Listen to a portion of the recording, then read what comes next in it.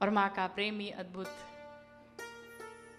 जब बेटा या बिटिया घर से कहीं बाहर जाए और उसके पर्स में भले लाखों रुपए पड़े हों, पर जाते समय माँ के हाथों द्वारा दिया हुआ वो 50 रुपया ही उन लाखों को समाप्त कर देता है।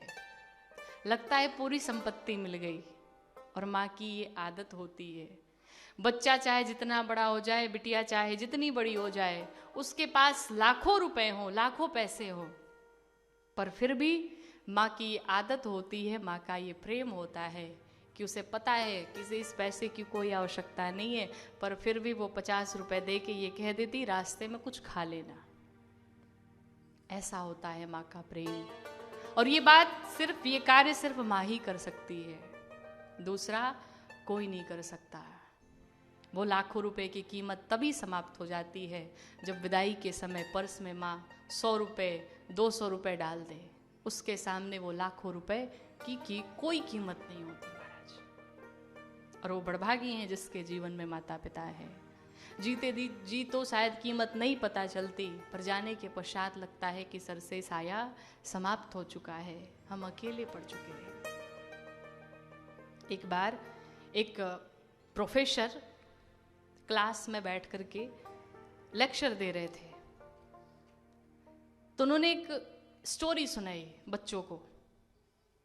का एक बार एक दंपति पति पत्नी कहीं यात्रा कर रहे थे, तो जो सीप होती है उसमें यात्रा हो रही थी।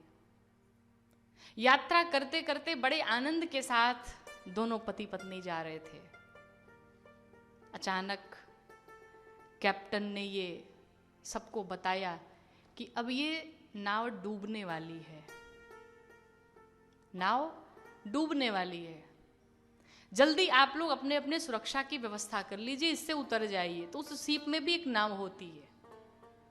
उस नाव को बाहर निकाला गया और लोगों से कहा गया जल्दी शीघ्र ही आप लोग इस नाव पर आइए और अपने जीवन को सुरक्षित करिए। सारे लोग बारी बारी से उस नाव पे आते गए, उस नाव पे आते गए। अंत में वो दो पति पत्नी बचे।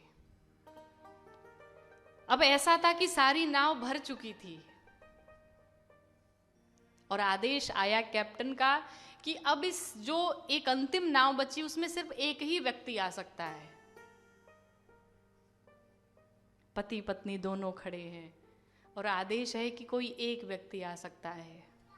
पति ने जैसे ही सुना दौड़ के कूद गया नाव पे, और पत्नी उसी जहाज में जो जहाज अब डूबने वाली थी। पति कूद के चला गया पत्नी को छोड़ के। प्रोफेसर ने बच्चों से पूछा कि पत्नी जाते समय उसे पता है कि अब तो मैं मरने वाली हूं और मेरा पति मुझे अकेला छोड़ के कूद गया, उस अंतिम क्षण में पत्नी ने अपने पति से क्या कहा होगा? आप कल्पना करिए, पत्नी ने जाते समय क्या बोला होगा? कुछ बच्चों ने कहा कि उस पत्नी ने कहा होगा कि तुम धोखेबाज हो। क्लास के सभी बच्चों ने कहा कि उस पत्नी ने यही कहा होगा कि जीवन भर हमने तुम्हारा साथ दिया और आज इस ऐसे घड़ी में तुमने हमारा साथ छोड़ दिया, तुम धोखेबाज हो। पर पूरे क्लास में एक बच्चा एकदम शांत बैठा हुआ था, शांति से। तो टीचर ने पूछा कि ये बताओ, सबने तो कह दिया कि उसने जाते समय अपने पति को धोखेबाज कहा होगा, तुम क्यों शांत बैठे हो? तुम्हें क्या हुआ? तुम्हारा उत्तर क्या है?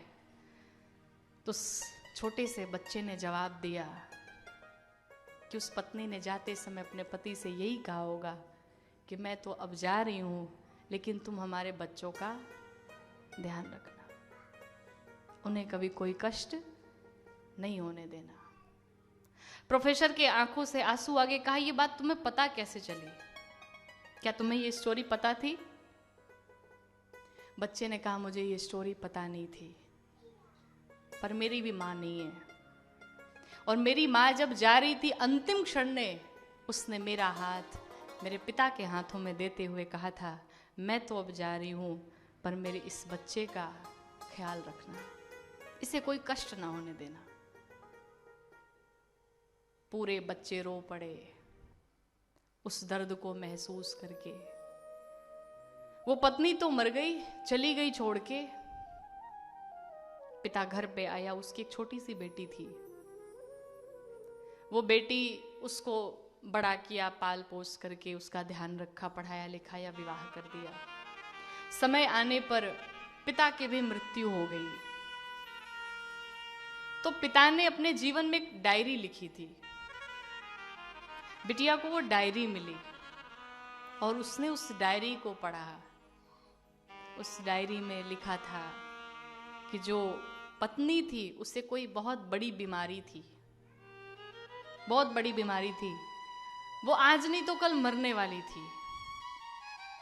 पति ने अपने डायरी में लिखा था, मैं जानता था कि तुम आज नहीं तो कल चली ही जाओगी छोड़ के।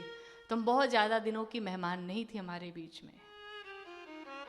2-4 दिन, 10 दिन, हफ्ते दिन के बाद तुम्हें जाना ही था। मुझे माफ कर देना, मैं तुम्हें अंतिम समय में छोड़ के चला आया। मैं दूसरी नाव पर चला आया, पर मेरे पास मजबूरी थी। और वो मजबूरी ये थी कि तुम्हें बीमारी थी। अगर मैं भी तुम्हारा साथ देता तो हमारे बच्चों के ऊपर से माता पिता दोनों का साया उठ जाता।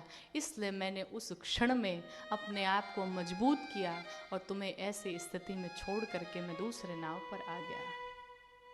बिटिया ने जब देखा, पढ़ा, उसकी आंखें नम हो गई, रो पड़ी वो। तो ऐसा होता है माता पिता का प्रेम।